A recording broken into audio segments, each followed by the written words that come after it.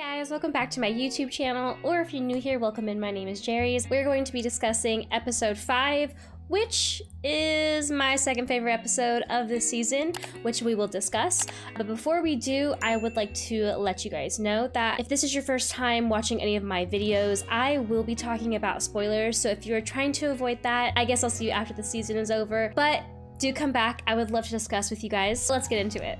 Lots of violence in the first couple seconds. I will say the craziest part was the truck pulling someone with knives stuck into them from heads to tails, being dragged. Also, I missed this the very first time. They were looking for collaborators. Of course, I really didn't know what a collaborator was until Henry started talking about it, but now that I'm watching it again, I'm guessing that these are the collaborators that Kathleen was also looking for. So in the game, Sam and Henry, they are brothers, but Sam is not deaf. I've talked about it in I think the second episode. I already felt how inclusive this show is going to be. The commentary recap at the very end, Craig presented this idea to Neil, and Neil was like, "You son of a bitch, I wish I thought of that." I love this episode so much. And I found out the actor for Henry is not fluent in ASL. I believe he learned within a weekend learning how to sign. I think is really cool that they included a deaf actor as well. I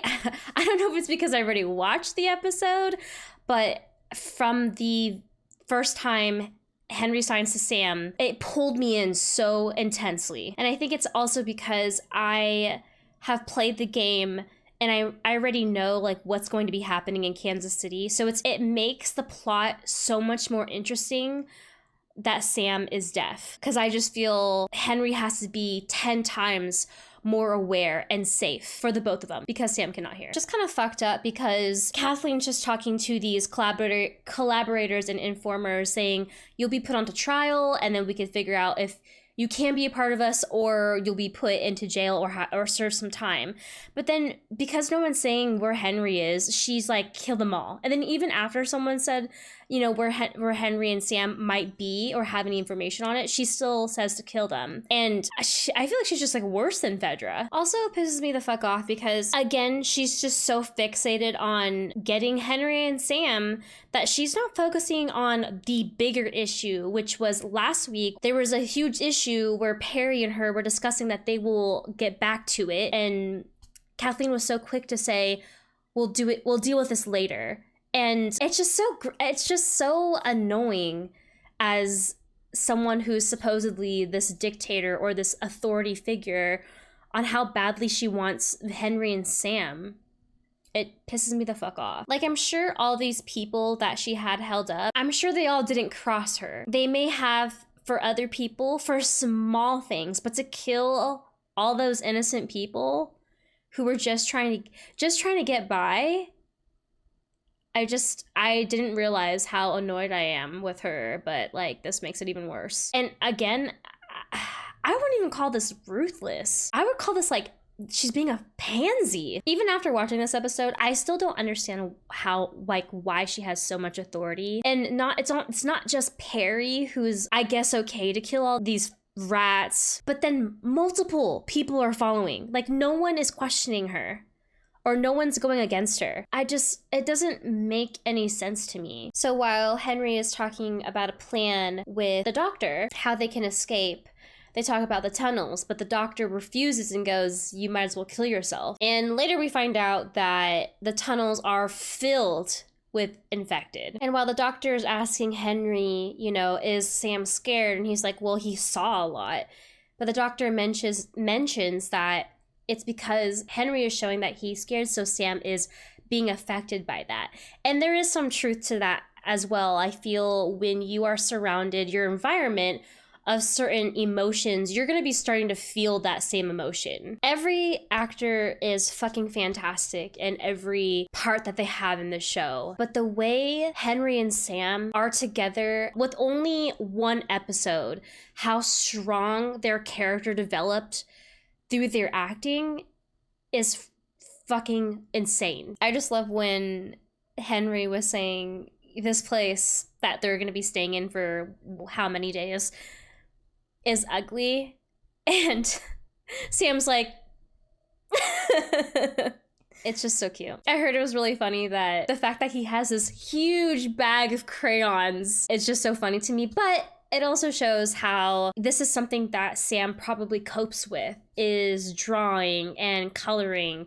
And it's something that Henry thinks that he can't leave behind for Sam's sake and sanity. It's interesting to me that they didn't come up with a plan if the doctor had to leave to find some more food or medicine, etc. Like, hey, if I don't come back in blah, blah, blah hours, let's take another route somewhere. Let's find somewhere where to be. I'm trying to think of like a reason why they didn't, but I mean, scared and just afraid and not sure what to do. It's crazy that even with dialogue, it hits me so hard when Henry was telling Sam, hey, the doctor's not coming back. We're going to have to make it on foot to escape. And most likely the doctor is dead.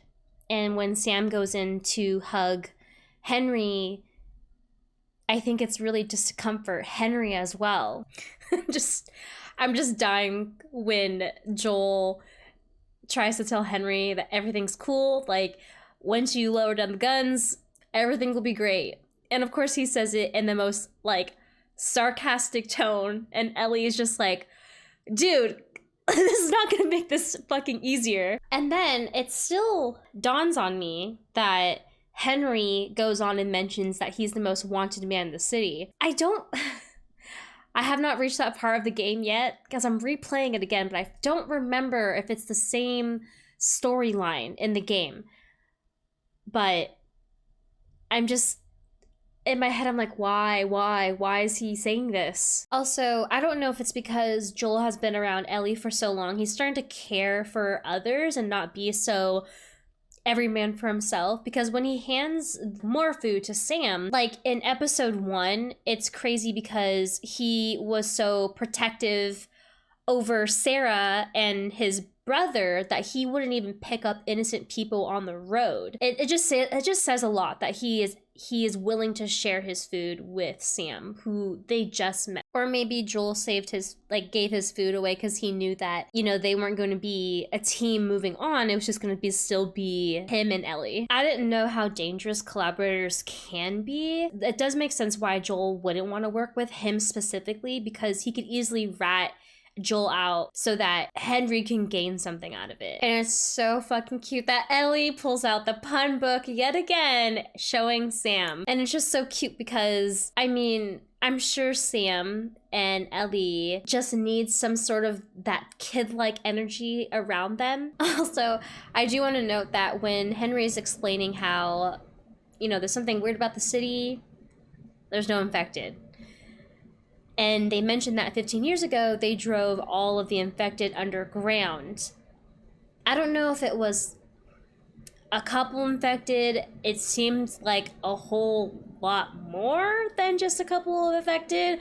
But how would they even manage to, I don't know, grab a clicker and throw them underground? I would like to know. In the game, from what I remember, when they are trying to escape underground, it is filled with infected.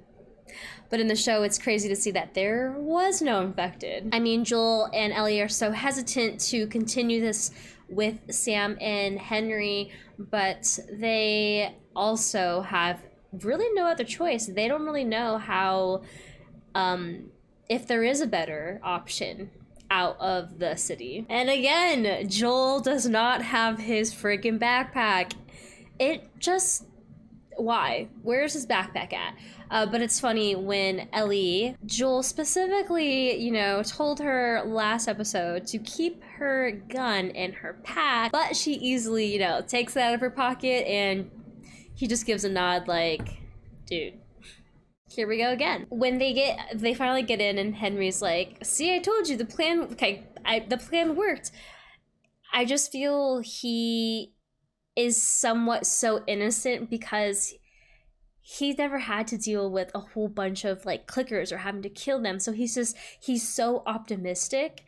And I thought it was funny as fuck when he's like, God, your dad's a pessimist. And both of them was like, that's not my dad. I'm not her dad. It's so funny. It's also so cute when Joel was like, okay, we're ready to go. Let's just go ahead and walk.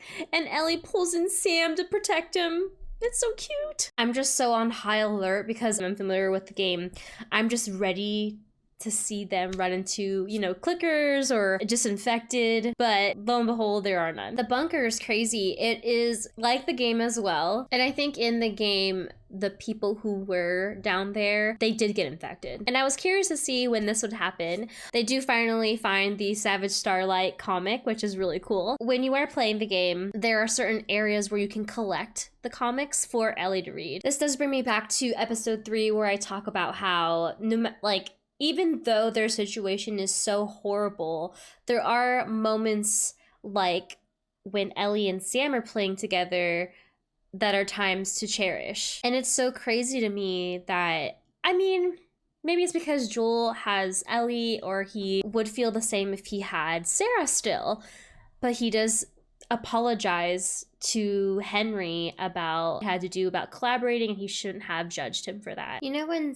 Henry was talking to Joel about a man that he would follow, like a certain type of man, I think it was like not selfish, forgiving, and he's saying, have you ever met someone like that? I am wondering who he's thinking about. Probably Tommy is what I'm thinking about. What do you guys think? Tell me in the comments below. It's just so freaking, I'm moved the way that Henry talks about what he had to do to save his brother. Finally, we find out that it's Kathleen's brother, who was the leader of the resistance. I have to note that when Perry and Kathleen are talking in her room that she grew up in with her brother, that before he died, he told her to forgive. Now, the people who played this game, The Last of Us Part 2, I won't talk about it much, but it's so crazy how big revenge is in this game. It's way more obvious in Part 2 how far revenge can take you. It's a pretty big theme in this whole story. So now it brings up to the point of how she's such a leader. It's because even though the brother was the leader of the resistance, he didn't change anything.